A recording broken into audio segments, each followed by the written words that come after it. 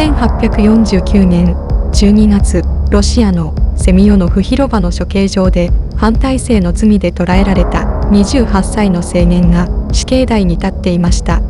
執行人が彼に言いました。執行前の最後の5分を与える。死刑囚は絶望しました。あと5分で人生が終わるなんて、この5分間で何ができるのだろう。彼はまず家族と仲間たちを思い浮かべながら祈りました。愛する私の家族と友人たちへ、先に行く私を許し、私のために涙を流さないでください。そして悲しまないでください。執行人が2分が過ぎたことを告げました。後悔する時間も足りない。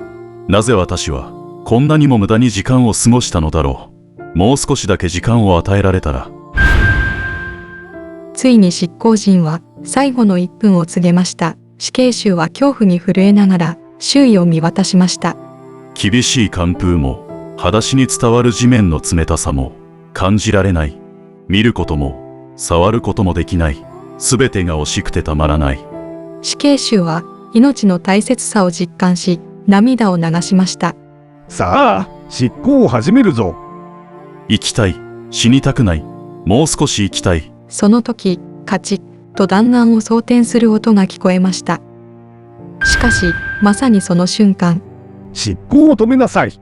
一人の兵士が白い布を振りながら刑場へ駆け寄ってきました。死刑の代わりにシベリアへの流刑にせよというロシア皇帝の伝令でした。かろうじて死刑は中止され、死刑囚は死の淵から劇的に戻ってきました。驚くべきことに、この死刑囚は世界的な文豪ドストエフスキーでした。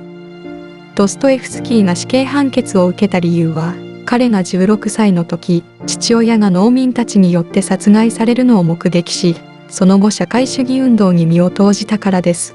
ドストエフスキーは逮捕され、死刑を宣告されますが、刑務所に向かう列車が、とある駅に停車した際、ある婦人から聖書を渡されました。刑務所では聖書を読むことだけが許されていたので、彼はその聖書を読み進めるうちに、イエス・キリストに出会いました。この一冊の美しい本が、ドストエフスキーの人生を大きく変え、その後の彼の世界観や創作に深い影響を与えたのです。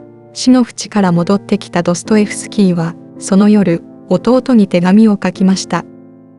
過去の日々を振り返り、失敗と怠惰によって無駄に過ごした日々を思うと、心が痛む。